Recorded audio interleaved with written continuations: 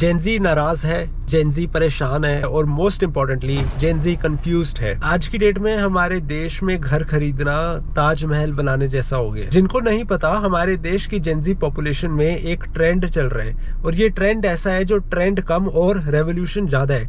Gen Z बच्चे पैदा नहीं कर रहा, जेनजी नहीं चाहता कि वो बच्चे पैदा करे और इसका कारण ये नहीं कि उनकी कोई पर्सनल चॉइस या ओपिनियन है। आज की डेट में जेनजी के पास इतना पैसा ही नहीं है कि वो अपनी खुद की फैमिली स्टार्ट कर पाए और ऐसा घर बना सके जो इतना स्पेशियस हो, जो एक पूरी फैमिली को अकोमोडेट कर सके। मेट्रो सिटीज में तो हाल बद से बदतर हो रखा है। मुंबई में 1 BHK का फ्लैट लेना ऐसे लगता है जैसे परमानेंट लिवर डोनेट कर दिया। साउथ मुंबई में 2 BHK, अरे भाई अंबानी से कंपटीशन है क्या? एक बार ये तस्वीर ही देख के मुझे बताओ कि ये बेकार सा दिखने वाला घर कितने का होगा और क्या आप इसमें रहना पसंद करोगे? दोस्तों, ये घर है 2.5 करोड़ का और ये हाल है हमारे देश में इन्फ्लेशन का। अकॉर्डिंग टू GDP डेटा, हमारे देश का एक एवरेज सिटीजन साल के सिर्फ 2.5 लाख रुपए कमा रहा है, जो कि लगभग $3000 के आसपास है। अगर कोई इंसान जो साल के 2.5 लाख रुपए कमा रहा है, जो एक एवरेज इंडियन की इनकम है according to the government data, उसे 100 साल लग जाएंगे ऐसा घर खरीदने में। नेचुरल सी बात है, घर तो वो खरीद नहीं पाएगा, जिंदगी भर रेंट पे काट देगा और घर खरीदना तो बहुत दूर की बात, आजकल तो रेंट की कीमतें भी आसमान छू रही हैं। बात करें बैंगलोर की, तो बैंगलोर में फ्लैट का ओनर सिक्योरिटी डिपॉजिट तो ऐसे मांगता है जैसे उसी सिक्योरिटी डिपॉजिट के दम पे उसके बेटे की हायर एजुकेशन फंड हो रही है। व्हाइट फील्ड में फ्लैट लेना मतलब रेंट के नाम पे अपना करियर बेच देना। दिल्ली NCR में AQI इतना हाई हो रखा है कि गुड़गांव के हाई राइज लग्जरी सोसाइटी में रहने के लिए बस ऑक्सीजन टैक्सी देना बाकी रह गया। गुड़गांव की साइबर सिटी के पास रेंट लेना मतलब आधे से ज्यादा मंथली सैलरी को स्वाहा कर देना। बात करें होम लोन की, तो आज की डेट में होम लोन लेना किसी long term life long commitment से कम नहीं है। 30 साल तक की कमिटमेंट मांग ली जाती है। अरे भैया,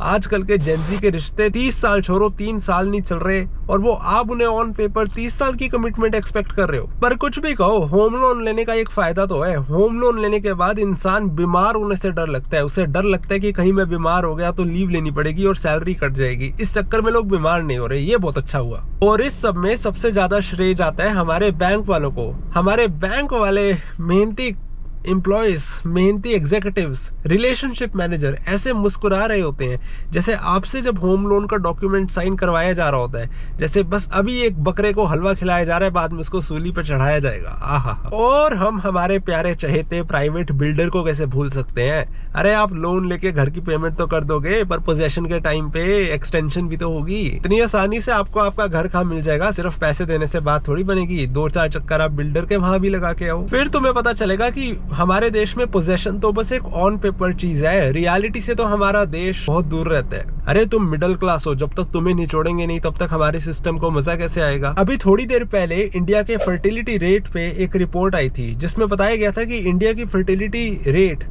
रिप्लेसमेंट लेवल से भी नीचे चला गया। जिनको नहीं पता फर्टिलिटी रेट क्या होता है, ये वो रेट होता है जिस रेट पे एक महिला बच्चे पैदा करती है। यानी कि अगर फर्टिलिटी रेट 2 है तो एक महिला एवरेज 2 बच्चों को जन्म देती है एक देश में, और अगर फर्टिलिटी रेट 1 है तो एक महिला सिर्फ 1 बच्चे को जन्म देती है। और रिप्लेसमेंट लेवल से नीचे जाने का मतलब ये है कि वो दिन दूर नहीं जब हमारे देश की पॉपुलेशन श्रिंक होने लग जाएगी। अब देखो, मैं इस ओवर पॉपुलेशन वाली चीज को खुद ज्यादा सपोर्ट नहीं करता। मुझे तो अच्छा लगता है कि हमारे देश की पॉपुलेशन कम हो रही है। सुनने से एक बार को ये चीज नेगेटिव जरूर लग सकती है, पर मैं आपको बता दूं, इसको इस तरीके से समझो। मान लो 2 परिवार हैं, एक परिवार में एक ही इंसान है जो पैसे कमाता है और 2 लोग उस पर डिपेंडेंट है, और एक दूसरा परिवार है जिसमें एक ही इंसान है पैसा कमाने वाला और 10 लोग उस पर डिपेंडेंट है। तो कौन सी फैमिली में क्वालिटी ऑफ लाइफ ज्यादा स्टैंडर्ड होगा? जिसमें सिर्फ 2 लोगों में बंटवारा हो रहा है, जिसमें 10 लोगों को बंटवारा हो रहा है? अगर आपको बेसिक 2nd क्लास की मैथमेटिक्स आती है तो आपको पता है जिस घर में कम लोग हैं जिन्हें केटर करना है, वो घर ज्यादा क्वालिटी लाइफ एंजॉय कर पाएगा। उस घर के बच्चे ज्यादा अच्छे स्कूल में जाएंगे, प्राइवेट स्कूल में जाएंगे, बेटर ट्यूशन पढ़ेंगे, आगे जाके बेटर क्वालिटी ऑफ एजुकेशन मिलेगी तो फ्यूचर कंट्री के लिए कुछ कर पाएंगे। पर नहीं, हमें तो बच्चे पैदा करने हैं और वो भी भर भर के करने हैं, क्योंकि फिर हमें बाद में कंप्लेंट भी तो करनी है कि एक सरकारी पेपर के लिए जिसमें दो वैकेंसी थी PN के पोस्ट के लिए 20,000 लोगों ने अप्लाई किया।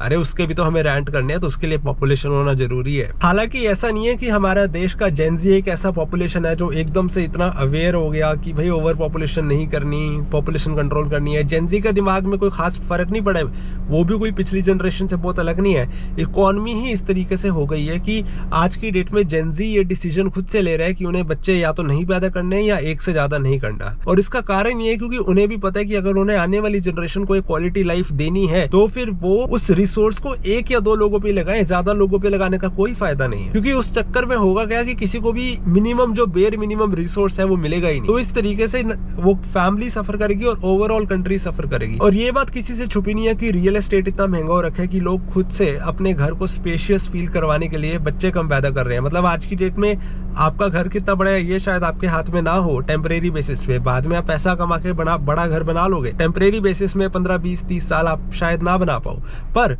आपके हाथ में ये है कि आज की डेट में आपके घर में आप कितने बच्चे पैदा करोगे शादी के बाद। और वो चीज़ एक ऐसा मैट्रिक है जो आज के आज कंट्रोल किया जा सकता है। आप आज के आज बड़ा घर नहीं ले सकते, उसमें आपको 5-10 साल लग जाएंगे, पर आप आज के आज ये डिसीजन ले सकते हो कि आप अपने घर में मेंबर कितने नए क्रिएट करोगे। और यहीं पे जेनजी ने बाजी मार ली है। क्यों?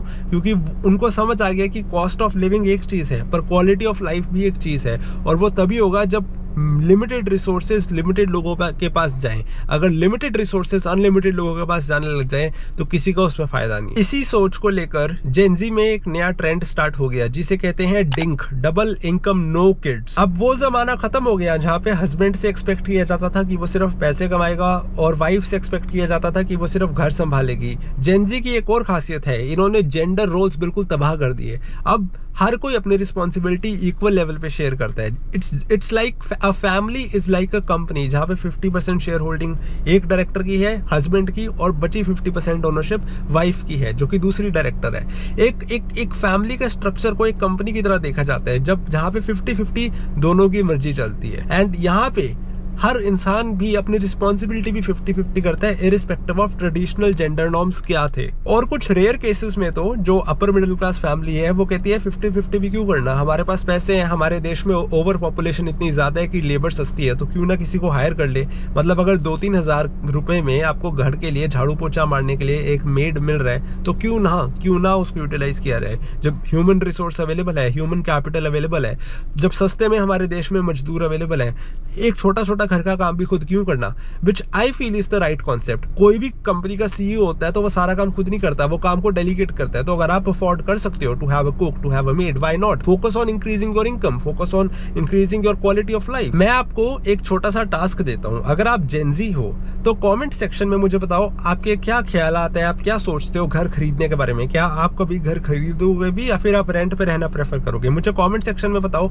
अगर आप हमारे चैनल को सपोर्ट करना चाहते हो तो वीडियो करो लाइक, वीडियो का टारगेट है 75 लाइक, चैनल करो सब्सक्राइब ताकि आपको ऐसा और कंटेंट रेकमेंड हो। तब तक के लिए goodbye, take care, thank you so much.